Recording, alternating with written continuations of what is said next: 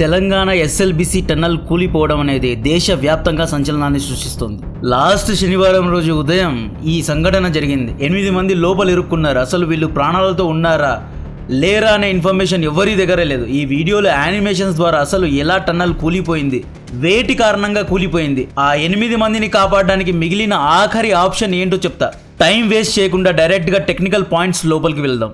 SLBC అంటే Srisailam left bank canal project. Srisailam lift ఇరిగేషన్లో భాగంగా ఈ టన్నల్ను కడుతున్నారు.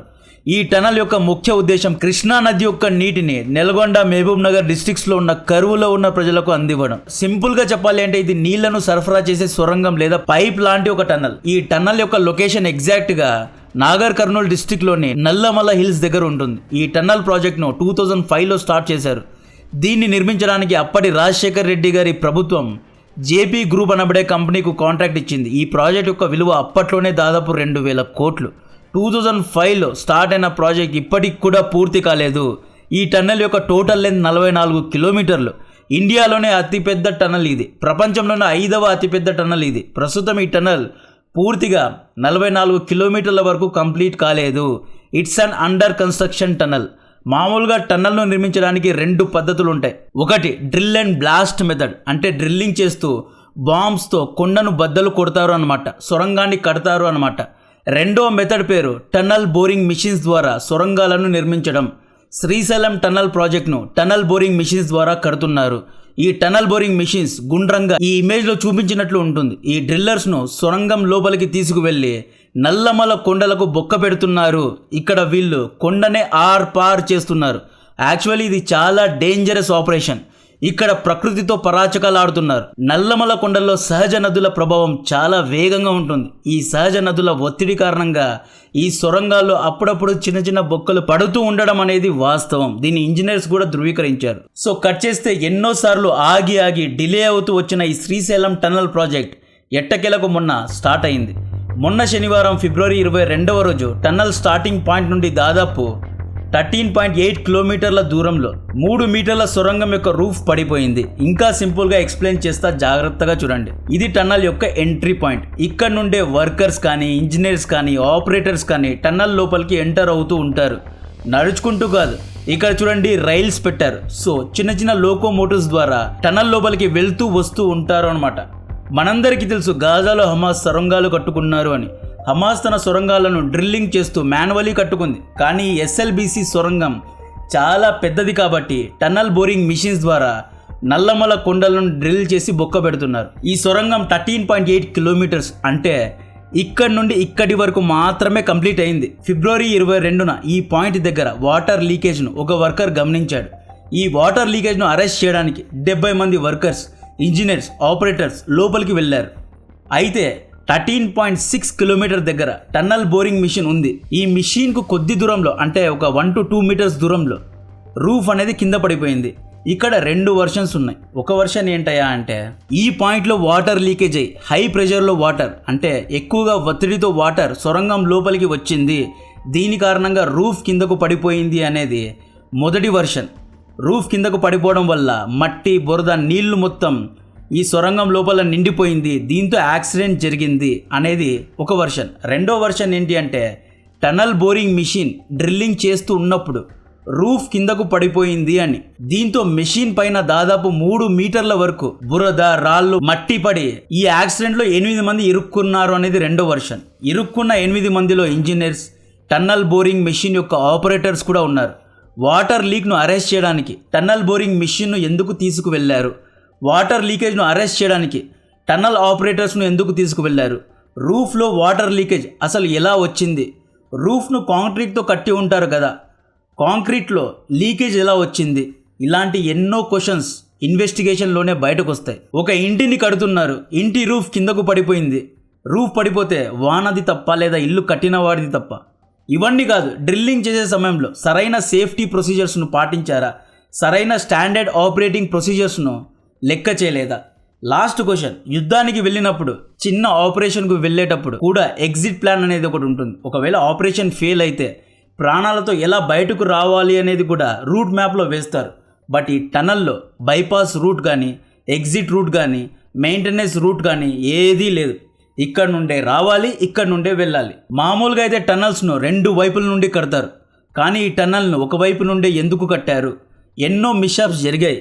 ఇరుక్కున్న 8 మందిలో 2 ఇంజనీర్స్, 2 ఆపరేటర్స్ ఉన్నారు, ఇంకొక 4 లేబర్స్ ఉన్నారు. ఈ టన్నల్ బోరింగ్ మిషన్ ఎలా పనిచేస్తుంది అంటే, ఇది ఒక సైడ్ నుండి బొక్క పెడుతుంది. డ్రిల్ చేస్తే వచ్చిన మట్టిని కన్వేయర్ బెల్ట్స్ ద్వారా వెనక్కి తీసుకువెళ్తుంది, అంటే బయటకు తీసుకువెళ్తుంది. ఇక్కడ ఇమేజ్లో చూడండి, టన్నల్ ఎంట్రీ నుండి 13.6 కిలోమీటర్ల నుండి దాదాపు 300 మీటర్ల వరకు ఈ గ్యాప్ చూసారా? ఈ గ్యాప్లో డెబ్రీస్, మట్టి, రాళ్ళు, నీళ్లు, బురద ఇవన్నీ నిండిపోయాయి. దాదాపు 5.5 అడుగుల ఎత్తులో ఈ డెబ్రీస్ నిండిపోయాయి. ఈ గ్యాప్లో ఎక్కడో 8 మంది ఇరుక్కున్నారు. ఇదే ఫ్లాషింగ్ పాయింట్. ఈ గ్యాప్లోనే ఎక్కడో ఉన్నారు.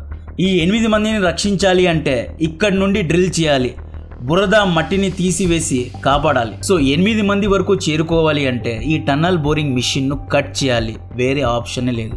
ఈ సైడ్ నుండి రాలేరు, ఇదంతా కొండ, ఇది హార్డ్ రాక్, ఇక్కడ నుండే ఏమైనా చేయాలి. ఉత్తరకాశీ టనల్ రెస్క్యూ మిషన్లో 41 మందిని రక్షించారు. ఎలా రక్షించారు అంటే, అక్కడ ఎంట్రీ ఎగ్జిట్ 2 ఉండేవి, మధ్యలో ఉన్న రూఫ్ పడిపోయింది. సో 2 వైపుల నుండి రెస్క్యూ ఆపరేషన్స్ జరిగాయి. గాలి కూడా చాలా బాగా వచ్చేది, 2 వైపుల నుండి గాలి వచ్చేది, మంచి అమౌంట్లో ఆక్సిజన్ కూడా ఉండేది. బట్ తెలంగాణ టన్నల్ విషయంలో ఇక్కడ చూడండి, ఇదంతా హార్డ్ రాక్, ఒకవైపు నుండి ఎంట్రీ పాయింట్ ఉంది, ఎంట్రీ ఎగ్జిట్ ఒకటే. ఈ గ్యాప్లోనే ఎక్కడో 8 మంది ఇరుక్కున్నారు. ఆక్సిజన్ క్వాంటిటీ కూడా ఇక్కడ చాలా తక్కువగా ఉంది అంటున్నారు. ప్రస్తుతం రెస్క్యూ టీమ్ టన్నల్ బోరింగ్ మిషన్ను, 100 కోట్ల టన్నల్ బోరింగ్ మిషన్ను గ్యాస్ కట్టర్స్ ద్వారా కట్ చేస్తున్నారు. ఈ మిషన్ను కట్ చేసి 8 మందిని కాపాడడానికి ట్రై చేస్తున్నారు. ఇప్పటికే రంగంలో national disaster response force, state disaster response force, Indian army, marine, MARCOS రంగంలో దిగారండి. Rat miners Uttarkashi tunnel rescue మిషన్లో ఆస్ట్రేలియన్ సైంటిస్ట్ అర్నాల్డ్ డిక్స్ను సైతం ఆశ్చర్యచకితుని చేసిన ర్యాట్ మైనర్స్ స్పెషలిస్టులు రంగంలో దిగినా కూడా ఎటువంటి సొల్యూషన్ను తీసుకురాలేకపోయారు. ఇప్పుడు బురద, నీళ్లు ఎక్కడి వరకు ఉన్నాయో చెప్తా. ఎంట్రీ పాయింట్ నుండి దాదాపు 10.7 కిలోమీటర్స్ వరకు నీళ్లు లేవు, క్లియర్గా ఉంది. అప్ టు 12 కిలోమీటర్స్ వరకు లోకో రైల్స్ ద్వారా వెళ్ళొచ్చు, ఈజీగా వెళ్ళొచ్చు. బట్ 11.3 కిలోమీటర్స్ నుండి దాదాపు 13.6 కిలోమీటర్స్ నుండి దాదాపు 400 to 500 మీటర్స్ వరకు దాదాపు 5.5 అడుగుల వరకు బురద, మట్టి, డెబ్రీస్ అన్నీ ఉన్నాయి. డ్రోన్స్ దాదాపు 13.5 కిలోమీటర్స్ వరకు వెళ్ళి తిరిగి వచ్చేసింది. డ్రోన్స్ ద్వారా ఇరుక్కున్న 8 మందిని కనుక్కోలేకపోయారు. రెస్క్యూ టీం కూడా పాయింట్ డి అంటే ఇక్కడి వరకు వెళ్ళి వచ్చింది అంటున్నారు, బట్ ఇరుక్కున్న 8 మందిని రక్షించలేకపోయారు. ర్యాట్ మైనర్స్ డ్రిల్ చేయడానికి ట్రై చేశారు, అయితే వీళ్ళు డ్రిల్ చేసే సమయంలో ఫాస్ట్ గా నీళ్లు, బురద పడుతూనే ఉంది. ర్యాట్ మైనర్స్ మాన్యువల్ గా డ్రిల్ చేస్తారు. అక్కడ ఏమైనా చిన్న తప్పు జరిగిందా, రూఫ్ కింద పడిపోయే అవకాశం ఉంది. రూఫ్ కిందకు పడిపోతే ర్యాట్ మైనర్స్ కూడా చనిపోయే అవకాశం ఉంది. ర్యాట్ మైనర్స్ అనేవారు 50 మీటర్లు, 100 మీటర్ల వరకు డ్రిల్లింగ్ చేయగలరు, ఎందుకంటే వీళ్ళు మాన్యువల్లీ చేస్తారనమాట. ఇక్కడ దాదాపు 300 మీటర్ల వరకు డెబ్రీస్ ఉంది, బురద, రాళ్ళు, మట్టి దాదాపు 300 మీటర్ల వరకు ఉంది. కాబట్టి ర్యాట్ మైనర్స్ చాలా టైం పట్టే అవకాశం ఉంది అండ్ చాలా రిస్కీ జాబ్ కూడా ఇది. ఈ ఏరియాస్లో ఎక్కడో 8 మంది ఇరుక్కున్నారు. ఇప్పుడున్న ఆప్షన్ టన్నల్ బోరింగ్ మిషన్ను గ్యాస్ కట్టర్స్ ద్వారా కట్ చేసి ఇక్కడ నుండి ఎంట్రీ ఇచ్చి 8 మందిని కాపాడాలి. ఈ ఏరియాస్లో డెబ్రీస్, బురద, మట్టి, నీళ్ళు అన్నీ 5.5 అడుగుల వరకు నిండి ఉన్నాయి. సో గాల్ ఆడడం అనేది చాలా కష్టం. మేబీ ఐఎమ్ వెరీ సారీ, 8 మంది ప్రాణాలతో దొరకడం కష్టమే. మేబీ ఆన్ గ్రౌండ్లో ఉన్న వారికి కూడా ఈ విషయం తెలిసి ఉంటుంది, బట్ నేను చాలా ఆప్టిమిస్టిక్గా ఉంటాను కాబట్టి అందరూ ప్రాణాలతో బయటకు రావాలి అనే భగవంతుని కోరుకుంటాను. సో ఆ రూఫ్ ఎందుకు పడిపోయింది అంటే వీక్ జియోలాజికల్ కండిషన్స్, అంటే ప్రకృతిని చెడపొద్దు అంటున్నా. నల్లమల్ల కొండలు అనేవి న్యాచురల్ బ్యూటీ, అక్కడ సహజంగా ఎన్నో నదులు ప్రవహిస్తూ ఉంటాయి. ఆ నదుల యొక్క ఒత్తిడి కారణంగా రాక్స్ కిందకు పడి టనల్ యొక్క రూఫ్ను లేదా టనల్ యొక్క స్ట్రక్చర్ను వీక్ చేసి ఉండవచ్చు, అంటే బలహీనపరిచి ఉండవచ్చు. రెండో reason water seepage and leakage. Reports ఆధారంగా మెయింటెనెన్స్ వర్క్లో కూడా ఇదే చెప్పారు, వాటర్ లీక్ అయింది అని. రూఫ్ స్ట్రక్చర్ను సరిగ్గా కట్టకపోవడం కారణంగా లీక్ వచ్చి ఉంటుంది. ఈ లీక్ కారణంగా, అంటే ప్రెషర్, ఒత్తిడి కారణంగా ఈ లీక్ పెద్దగా నీళ్లు, బురద, రాక్స్ అన్ని కిందకు పడి ఉంటాయి. Poor maintenance, definitely poor maintenance. ఎందుకంటే దాదాపు 20 ఏళ్ల నుండి ఈ పని జరుగుతోంది. అప్పుడప్పుడు వర్కర్స్ వస్తారు, చూస్తారు, వెళ్ళిపోతారు. అండ్ ఈ టనల్ అనేది పూర్తిగా కంప్లీట్ కూడా కాలేదు. మెయింటెనెన్స్ సరిగా లేకపోవడం కారణంగా కాంక్రీట్ కిందకు పడి ఉంటుంది.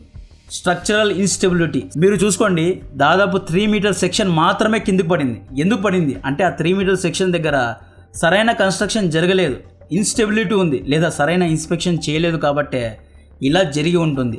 5వ రీజన్ హ్యూమన్ లేదా టెక్నికల్ ఫ్యాక్టర్స్. అండ్ 6వ కారణం టెక్టానిక్ షిఫ్ట్ అంటారు. అంటే ప్రపంచం మొత్తంలో, అంటే ఈ భూమి మొత్తంలో 7 టెక్టానిక్స్ ఉంటాయి. ఆ టెక్టానిక్స్ దాదాపు ఇయర్లీ 50 mm వరకు కదులుతూ ఉంటాయి, చిన్నగా కదులుతూ ఉంటాయి, కన్వేయర్ బెల్ట్స్ లాగా కదులుతూ ఉంటాయి. ఈ టెక్టానిక్ మూమెంట్స్లో చిన్నగా ఏదైనా షేక్ జరిగితే, అంటే అర్త్క్వేక్ అంటారు కదా, అర్త్క్వేక్ ద్వారా హిల్ ఏదైనా షేక్ అయ్యి రూఫ్ కిందకి పడిపోయి ఉండవచ్చు. సో 6 మెయిన్ రీజన్స్ కారణంగా రూఫ్ కిందకు పడిపోయింది. సో 8 మందిని రక్షించాలి అంటే టన్నల్ బోరింగ్ మిషన్ను పూర్తిగా కట్ చేయాలి. ఇప్పుడు ఇదే చేస్తున్నారు. మేబీ 1 or 2 డేస్లో 8 మందిని ప్రాణాలతో లేదా రక్షిస్తారు అని భావిస్తున్నా. ఇటువంటి రీసెర్చ్ అండ్ యానిమేటెడ్ కంటెంట్ మీకు నచ్చినట్లయితే దయచేసి వీడియోను లైక్ చేయండి, ఛానల్ను సబ్స్క్రైబ్ చేసి అందరికీ షేర్ చేయండి. జై హింద్.